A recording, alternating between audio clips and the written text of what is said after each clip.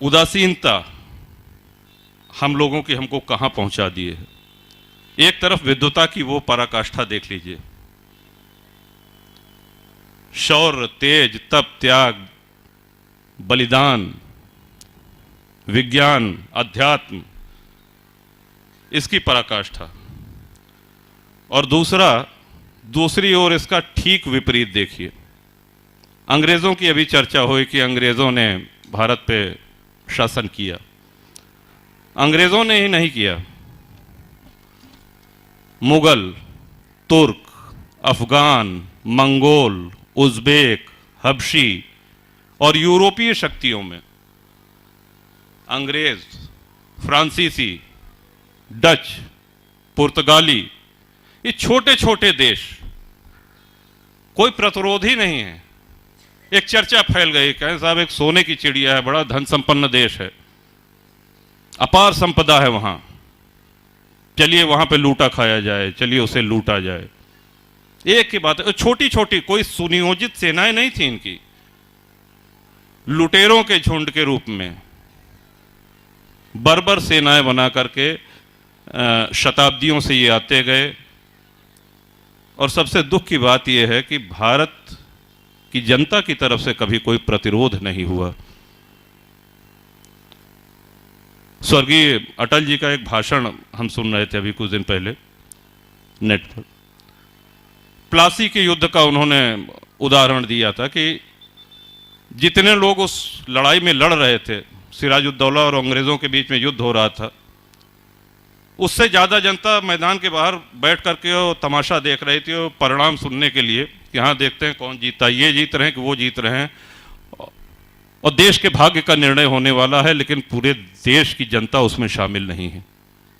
हल्दी घाटी की लड़ाई के विषय में हमने बहुत सुना है, बहुत पढ़ा है, महाराणा प्रताप की वीरता, उनका पराक्रम। लेकिन हल्दी घाटी की जब लड़ाई हो रही थी तो जितनी रियासतें थीं, जयपुर, जोधपुर, बीकानेर, आमेर, जैसलमेर, बूंदी, ये सब अकबर के साथ और महाराणा के खिलाफ उस युद्ध भूमि में थी। और उस समय कोल भीलों की सेना को एकत्र करके और भामाशाह जैसे दानवीर, उस समय के उद्योगपति, पूंजीपति, उनकी दी हुई संपदा के माध्यम से उनको एकत्र करके एक छोटी सी सेना बना करके महाराणा लड़ रहे थे। और हल्दी घाटी में भी वही हाल था, इधर महाराणा युद्ध कर रहे हैं और बगल में हल चल रहा है, खेती हो रही है। किसी को कोई मतलब नहीं था कौन जीते, कौन ने होए हमें कहानी।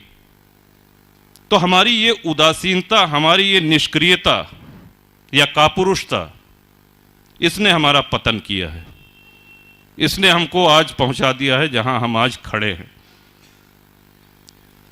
अंग्रेजों के आने के पूर्व भारत एक भूभाग अवश्य था, लेकिन भारतीयता की भावना किसी में नहीं थी। 565 अलग अलग रियासतें, उन रियासतों की अलग अलग सेनाएं, उनके अलग संविधान, उनकी अलग मुद्राएं, उनके अपने अलग एजेंडे। बगल के राजा पे कोई विदेशी हमला कर रहा है तो बाकी 4 राजा जो उनके इर्द गिर्द हैं वो सब प्रसन्न हो रहे हैं कि अच्छा है, इसके साथ तो यही होना चाहिए। खंड खंड करके इस तरह से हमारा देश गुलाम होता आया है।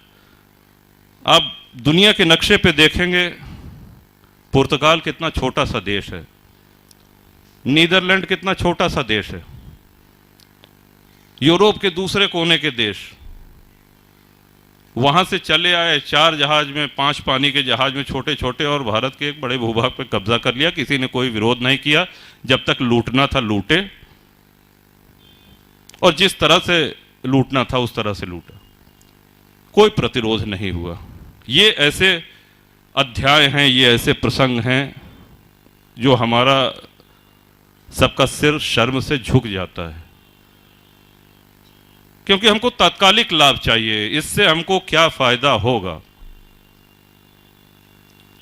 बहुत अच्छा विषय राहुल जी ने कहा कि सिस्टर की वेडिंग में।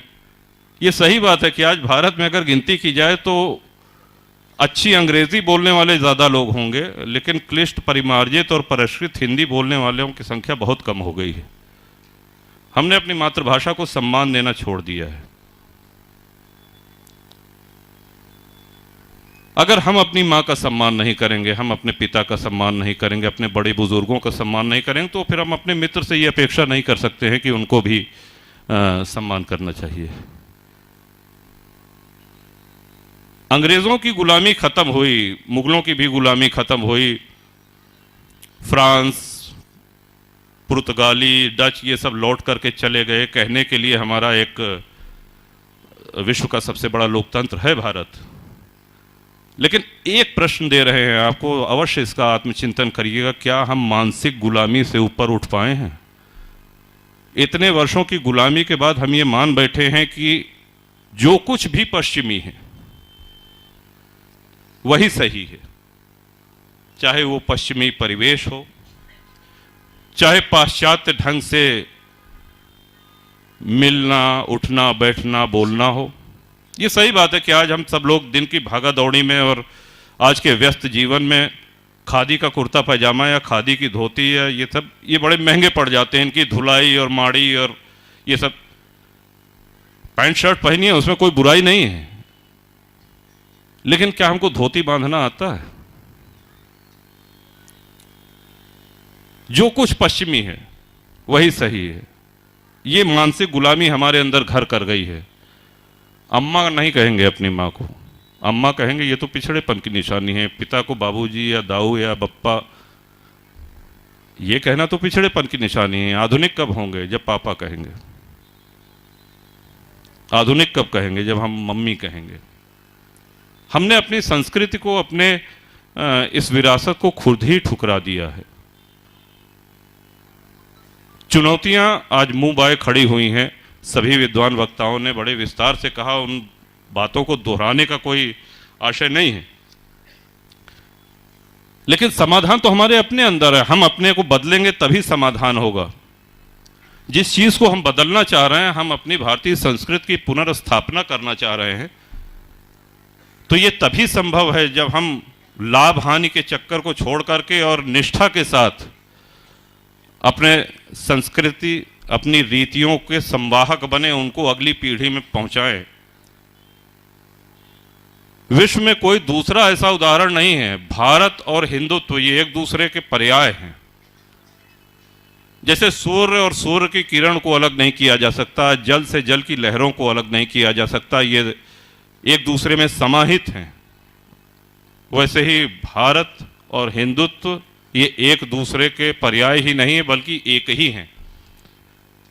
और हमको अपनी सभ्यता, अपनी संस्कृति का सम्मान करना होगा, तभी ये संस्कृति, ये आदि संस्कृति, ये सनातन संस्कृति बचेगी। वरना जिस तरह की चुनौतियां हैं सामने, अगर हमारा ये दृष्टिकोण रहा कि इसको करने से क्या होगा। बड़ी अच्छी बात आचार्य जी ने कही कि चित्र बदल दीजिए, चरित्र स्वतः बदल जाएगा।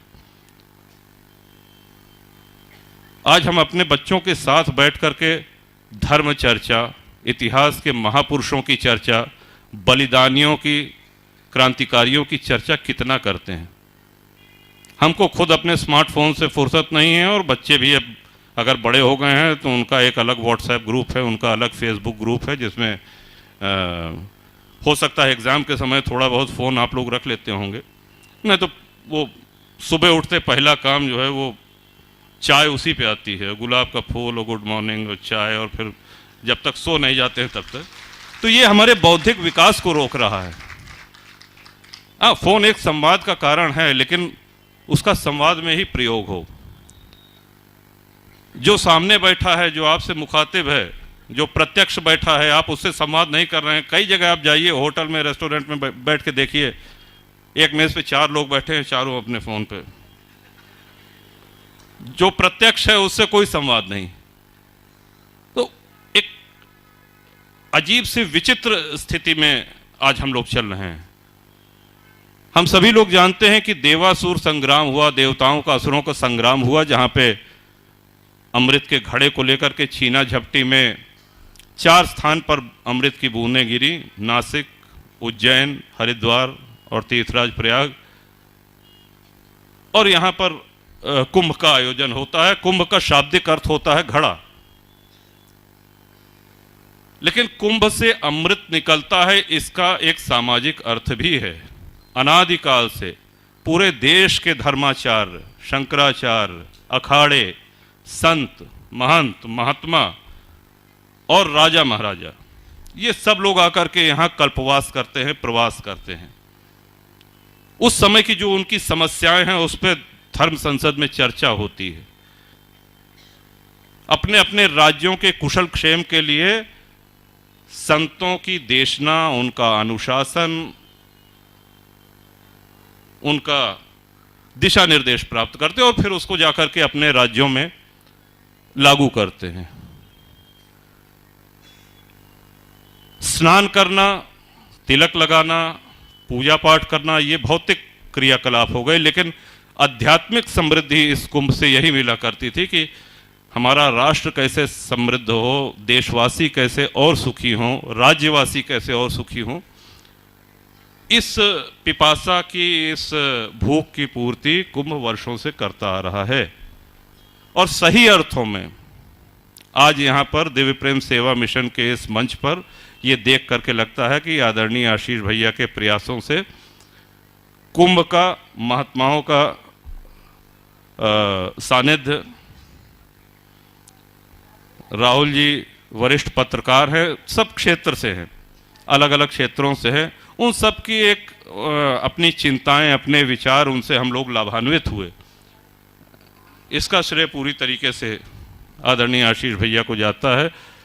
और यहाँ पर हम आए हैं तो हम कुछ सीख करके जाएं।